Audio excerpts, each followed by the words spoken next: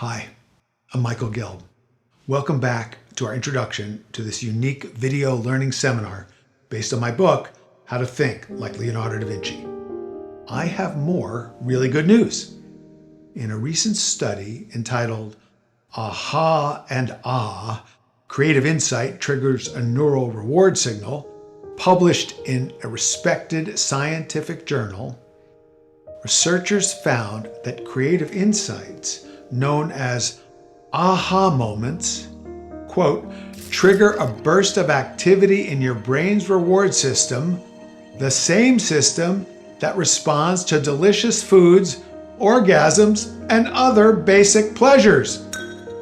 The researchers conclude the fact that evolution has linked the generation of new ideas and perspectives to the human brain's reward system may explain the proliferation of creativity and the advancement of science and culture. In this course, you'll discover the delicious pleasure of thinking creatively, of experiencing more ahas than ever before.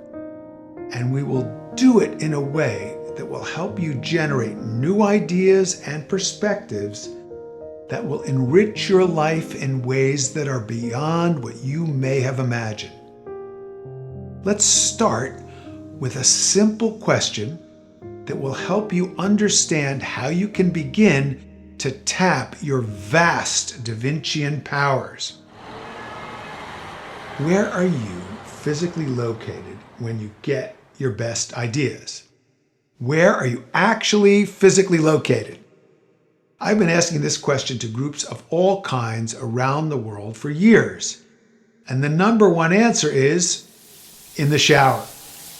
Other common answers are in the bath, resting in bed, driving in my car, walking in nature. Almost no one responds that they get their best ideas at work. What's happening in the shower or the bed that isn't happening in the workplace? It's simple.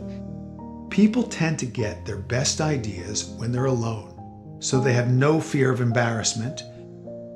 And when they're relaxed, as their brainwaves slow down from the active beta mode at work to the slower alpha or theta mode when in the shower or resting in bed.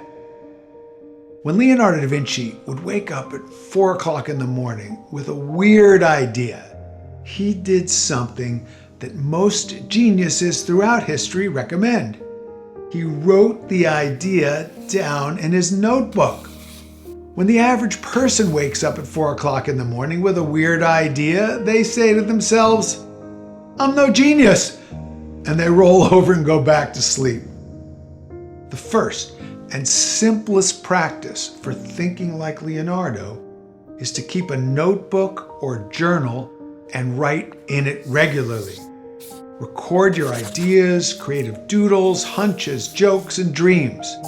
Leonardo carried a notebook with him at all times so that he could jot down ideas and observations as they emerged. About 7,000 pages of his notebooks still exist, and most scholars estimate that this is only about half of the amount he left to his disciple, Francesco Melzi. In 1994, Bill Gates paid $30.8 million for 18 pages of Leonardo's notebooks.